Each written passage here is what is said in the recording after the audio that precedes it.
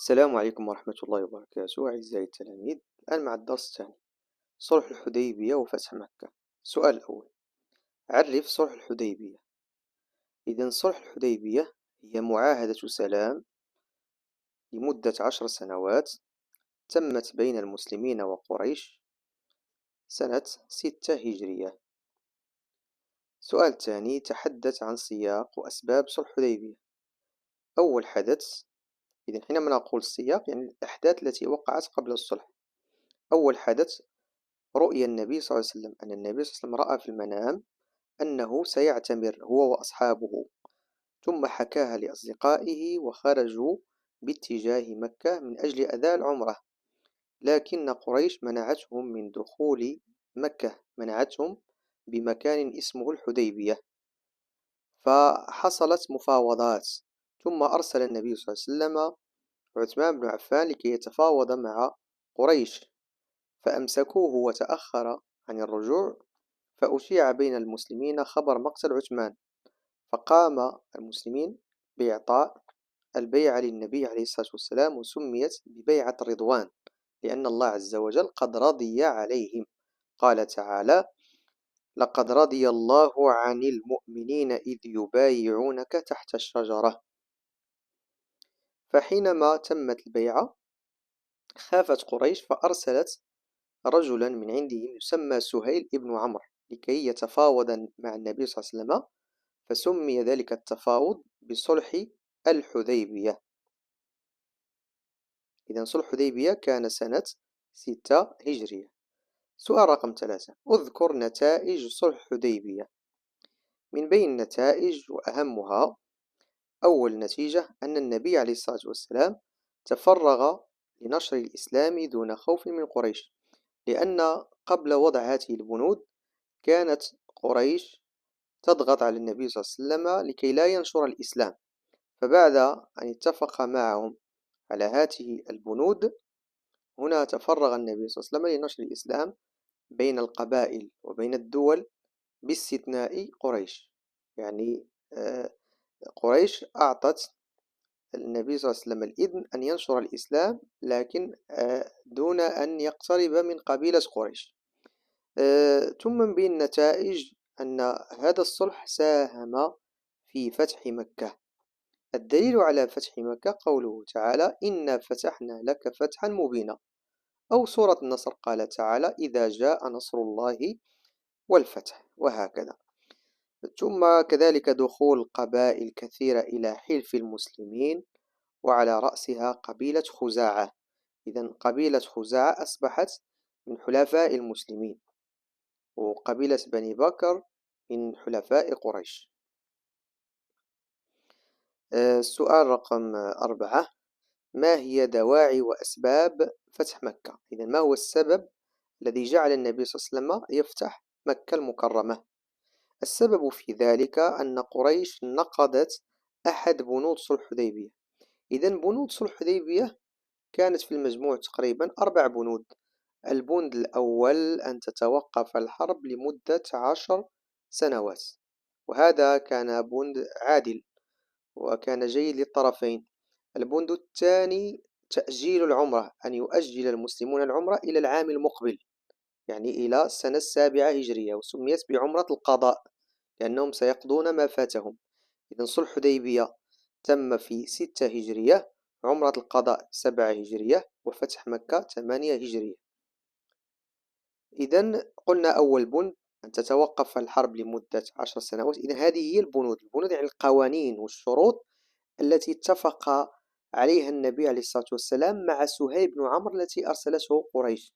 إذن سهيل أرسلته قريش باش يتفاوض مع النبي عليه الصلاة والسلام، فاتفقوا على هذه البنود. البند الأول أن تتوقف الحرب لمدة 10 سنوات. البند الثاني تأجيل العمرة، يعني المسلمين يأجلوا العمرة حتى السنة المقبلة. البند الثالث، إذا البند الثاني كان ظالما في حق المسلمين. البند الثالث من أراد، أي قبيلة أرادت أن تدخل مع المسلمين دخلت مع المسلمين، وأي قبيلة أرادت أن تدخل مع قريش لها ذلك. فدخلت قبيلة خزاعة مع المسلمين، يعني ولات من الحلفاء ديال المسلمين، وقبيلة بني بكر مع قريش. ثم إذا هذا البند الثالث كان عادلا. البند الرابع كان ظالما. يعني البند الرابع: أي شخص جاء من قريش واقتنع بالإسلام وأسلم دون إذن وليه وجب على المسلمين إرجاعه إلى قريش إلى أهله. وأي شخص مسلم ارتد عن الإسلام وما بغاش يبقى مسلم وارتد عن الإسلام قبلت به قريش. يعني أي واحد آمن بدين الإسلام وجاء من قريش واقتنع بالإسلام وجب على المسلمين إرجاعه.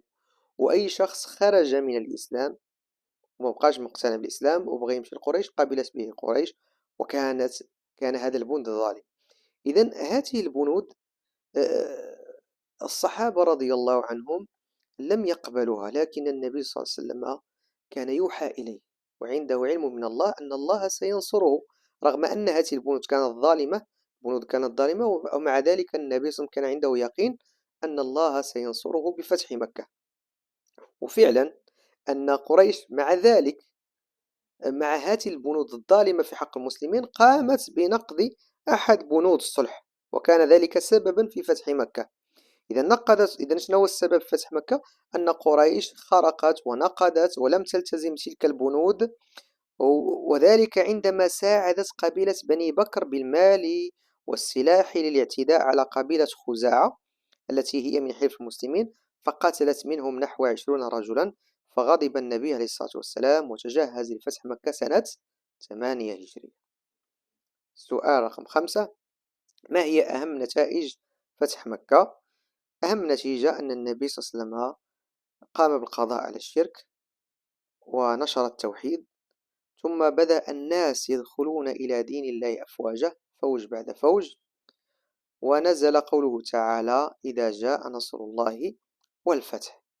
إذن قلنا أهم نتائج: نشر التوحيد، دخول الناس في دين الله أفواجا، إسلام قادات قريش وزعمائهم على رأسهم الزعيم ديال قريش وهو أبو سفيان وزوجته هند. لماذا دخل الناس بكثرة إلى الإسلام في هذه الفترة أثناء فتح مكة؟ لأنهم رأوا كثير من القيم والمبادئ التي تحلى بها المسلمين. أن المسلمون حينما فتحوا مكة فتحوها بأمن وأمان وسلم دون إراقة دماء. قال تعالى: لقد صدق الله رسوله الرؤيا بالحق. النبي صلى الله عليه وسلم قبل ما يفتح مكة كان شاف واحد الرؤيا أنه سيعتمر وأنه سيدخل إلى مكة. هنا تحققت رؤيته، كما أن يوسف عليه السلام في قصة يوسف رأى رؤيا وتحققت في الأخير، كذلك النبي عليه الصلاة والسلام حينما رأى هذه الرؤيا تحققت. إذا نستفيد على أن الرؤيا الأنبياء حق وصدق، وهي نوع من أنواع الوحي. لقد صدق الله رسوله الرؤيا بالحق لتدخلن المسجد الحرام إن شاء الله آمين.